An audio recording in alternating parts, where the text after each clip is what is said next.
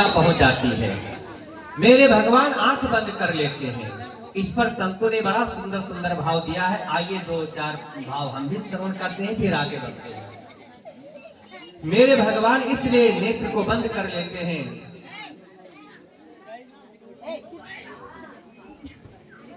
नेत्र को बंद कर लेते हैं। मानो भगवान कहना चाहते हैं कि मेरा अवतार हुआ है दुष्टों का विनाश करना, दुष्टों का उद्धार करना। तो मेरा अवतार हुआ है, एक उद्देश्य ये भी है कि दुष्टों से इस पृथ्वी को साफ करना है।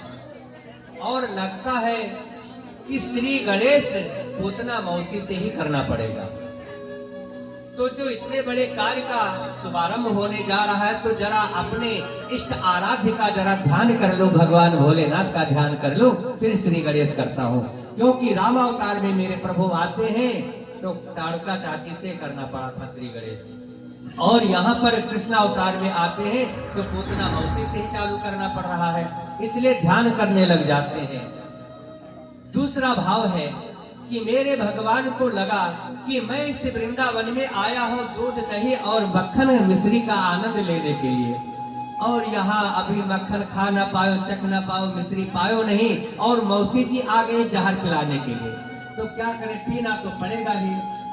तो जैसे भगवान भोलेनाथ का ध्यान करते हैं कि हे भोलेनाथ, आपका अभ्यास है जहर पीने का, आप जहर पान कर जाते हैं, लेकिन मेरा अभ्यास नहीं, इसलिए आप आकर के मेरे गले में विराजमान हो जाओ, और पहले आप जहर को पान कर लो, बाद में जब दूध बचेगा उसके लिए तो अपने राम बैठे ही हैं। इसलिए भगवान भोलेनाथ का ध्यान करने लग जाते हैं। तीसरा भाव है कि जैसे कभी कभी मैया अपने लाला को दवा पिलाते हैं, दवा कड़वी होती है, तो मैया कहती है अरे लाला आंख बंद करके पी जा, थोड़ी सी तो दवा है, बहुत मीठी लग रही है दवा, पी जा। और बच्चा आंख बंद करके पी जाता है। भगवान को लगा कि मौसी जी जहर पिलाने आई है, ये तो कड़वा भूत है, इसलिए आंख बंद करके पी ही लेता हूँ। चौथा भाव है, भगवान कहना चाहते हैं कि जो मेरे सन्मुख आता है वो एक जन्म का पुण्य नहीं है, जब जन्म जन्मांतर का पुण्य एकत्रित होता है तभी भगवान का सानिध्य प्राप्त हो सकता है। ऐसे तो बहुत लोग घूमते रह जाते हैं। तो इसकी किस जन्म का यह पुण्य है, आज मेरा सानिध्य इसको प्राप्त होगा। तो पूर्व जन्म में यह है रत्नमाला नाम की कन्या थी महाराज बलि की। जब मेरे भगवान 52 रूप में जाते हैं तो इसने देखा, इसके हृदय में वात्सल्य भावना जागृत होती है कि ऐसे नन्हे से लाला को हृदय से लगा करके दुग्ध पान कराया जाए तो जीवन धन्य हो जाए। भगवान कहते हैं तथास्तु, जो इच्छा करिहो मन माही, प्रभु प्रसाद कछ दुर्लभ नाही। भगवान कहते हैं अवश्य इच्छा पूर्ण होगी। और जब भगवान बलि का सारा धन ले लिया, सारी संपत्ति ले ली, और अंत में बलि को बांध करके पटक दिया बंदी बना करके, तब इसके मन में जो वात्सल्य भाव था वो बदल गया। अरे मैं तो इसको नन्हा सा कितना प्यारा बालक समझ रही थी, लेकिन ये तो बड़ा ही दुष्ट है, अरे ऐसे बच्चे को तो जहर खिला करके मार देना चाहिए। मेरे भगवान कहते हैं देवी जी चिंता मत करो, ये भी आपको अवसर मिलेगा। तो आज मेरे दोनों भगवान इच्छाएं पूर्ण करने के लिए आज आते हैं। समझ गए कि ये तो रत्नमाला नाम की बलि की बेटी है, आज इसे मेरा सानिध्य प्राप्त होगा। दूसरी बात भगवान कहना चाहते हैं कि दृष्टि वहां डालनी चाहिए जहां दृष्टि का पात्र हो। यदि कुपात्र पर दृष्टि जाएगी तो दृष्टि बिगड़ जाएगी, और जो मेरा मन है, बुद्धि है शुद्ध, वो बिगड़ जाएगी, पाप कर्म होना चालू हो जाएगा। एक सुंदरी आती है राम अवतार में, है तो शादीशुदा विद्युत जिह्वा की पत्नी, जिसका नाम है श्रीमती सुपर्णखा देवी। सुपर्णखा देवी आती है। अच्छा, सुपर्णखा का मतलब क्या होता है माता जी? सुपर्णखा का मतलब क्या हुआ? सूप तो आप सभी पहचानते ही होंगे ना, यहाँ नहीं होता है, चलो पछोड़ने वाला बड़ा सा होता है नहीं।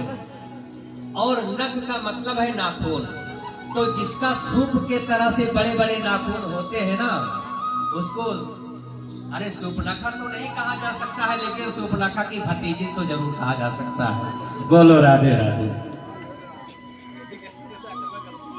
हाँ, क्योंकि नाखून से ही आक्रमण होता है ना। तो पहुंच जाती है सूर्पनखा और भगवान श्री राम के पास में सुंदर रूप बना करके जाती है कि मैं ऐसे विश्व सुंदरी हूँ कि तीनों लोकों में भ्रमण करके देख लिया, पर मेरे बराबर कोई सुंदर नहीं मिला। आज जब इस पंचवटी में मैंने आपको देखा तो थोड़ा सा लगा कि चलो कोई थोड़ा सुंदर तो, वैसे पूरे आप भी नहीं हो, काले कलोटे, लेकिन कोई बात नहीं, इतना चलेगा। भगवान को लगा, हे भगवान, ये कौन विश्व सुंदरी आ गई जो आज हमें को फेल कर रही, जिसके सुंदरता की चर्चा पूरे विश्व में है भगवान की। भगवान के बराबर कोई सुंदर नहीं है। जिस गुलाब के पुष्प को मेरे भगवान ने बनाया है, तो इसको बनाने वाला कितना सुंदर होगा। मेरे भगवान कहते हैं, मन में विचार किया, ये विश्व सुंदरी कौन आ गई। तो मेरे भगवान क्या करते हैं, उस विश्व सुंदरी की तरफ देखा नहीं, बगल में वामांग में विराजमान श्री किशोरी जी को देख करके मेरे भगवान कहते हैं, सीता चितरे कहे प्रभु बाता, सीता चितरे कहे प्रभु बाता, आहले कुमार मोर लगवाता, मोर लगवाता।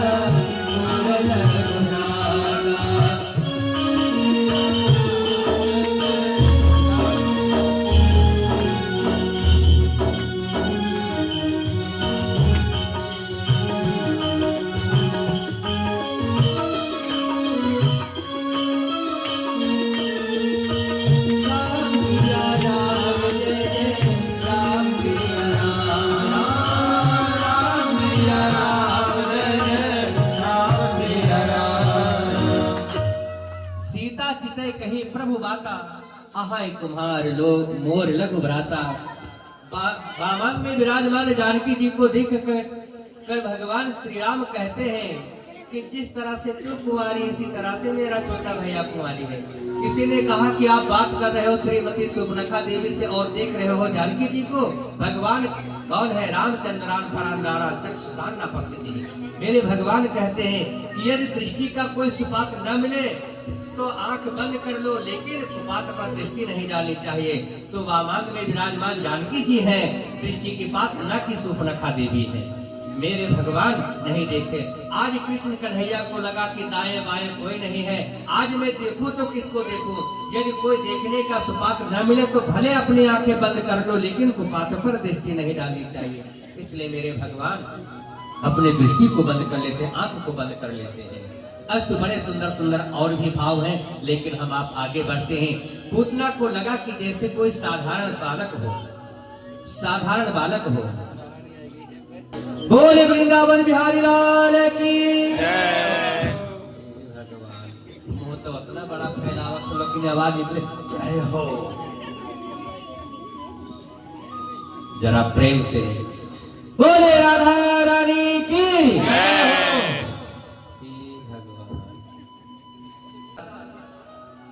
इस प्रकार मेरे भगवान आंख को बंद कर लेते हैं और पूतना को लगा कि कोई साधारण जैसे सर्प को रस्सी समझ ले, रस्सी समझ करके कोई विषधर सर्प को उठा ले, ऐसे भगवान को उठा लेती है लाला को और विष युक्त स्तन भगवान के मुख में डाल देती है। भगवान को लगा कि चलो मौसी जी अब तो पान करना प्रारंभ करते हैं। मेरे भगवान क्या करते हैं, सबसे पहले विष को पान कर दिया और जब विष समाप्त हो गया तो मेरे भगवान दुग्ध को पान करना प्रारंभ कर दिया और जब दुग्ध समाप्त हो गया तो मेरे भगवान उसके प्राणों को ही खींचना प्रारंभ कर दिया और जब प्राण खींचने लगा, मर्म स्थलों में भयंकर पीड़ा होने लगी तो चित्कार करने लग जाती है, अरे बेटा छोड़ दे पूतना पूतना सा मुंच मुंचाल मिटे प्रभासने निष्पीड़ा खिल जीव मरमड़ी। अरे बेटा छोड़ दे।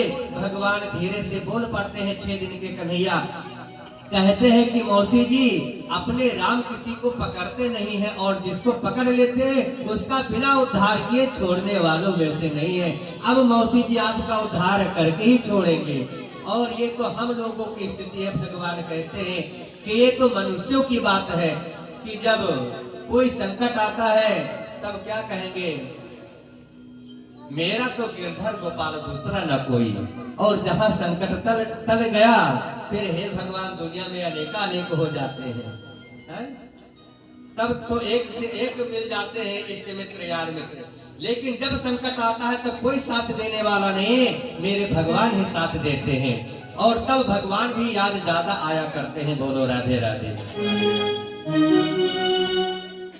दुख में सब सुमेरन करे, सुख में करे ना को।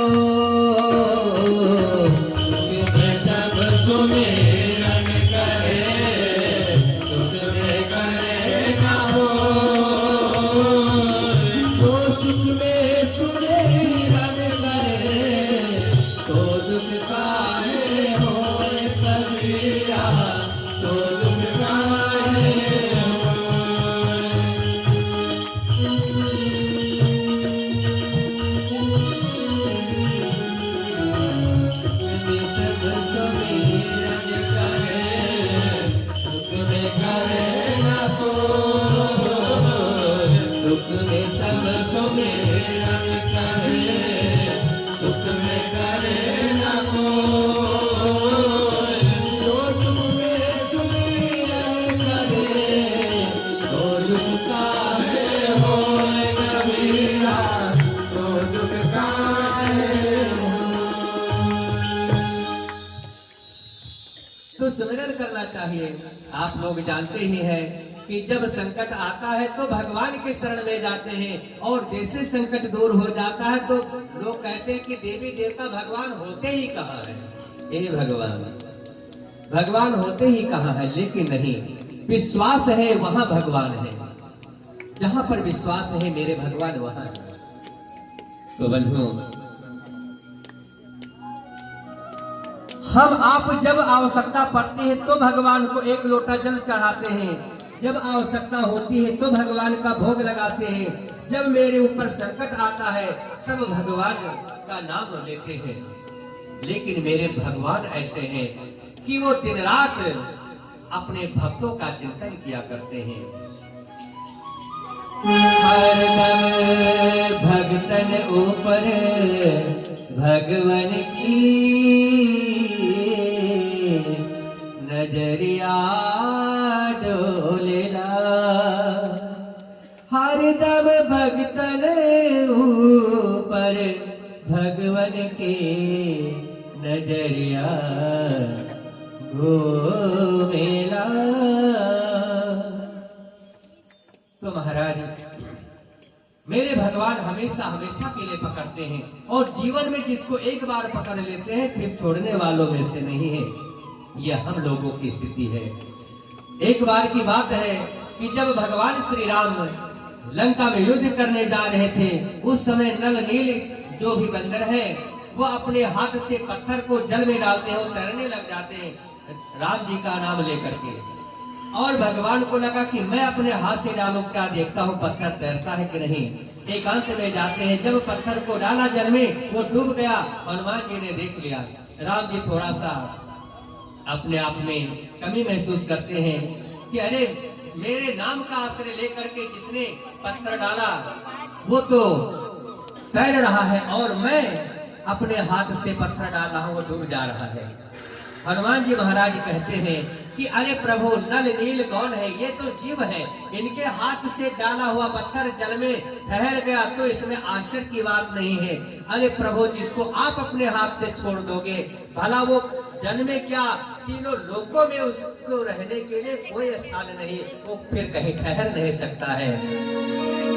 पार होगा वही, पार होगा वही जिसे पकड़ोगे राम, पार होगा वही जिसे पकड़ोगे राम, जिसे छोड़ोगे पल भर में डूब जाएगा, जिसे छोड़ोगे पल भर में डूब जाएगा, जिसे छोड़ोगे पल भर में डूब जाएगा। पार होगा वही जिसे पकड़ोगे राम, पार होगा वही जिसे पकड़ोगे राम, जिसे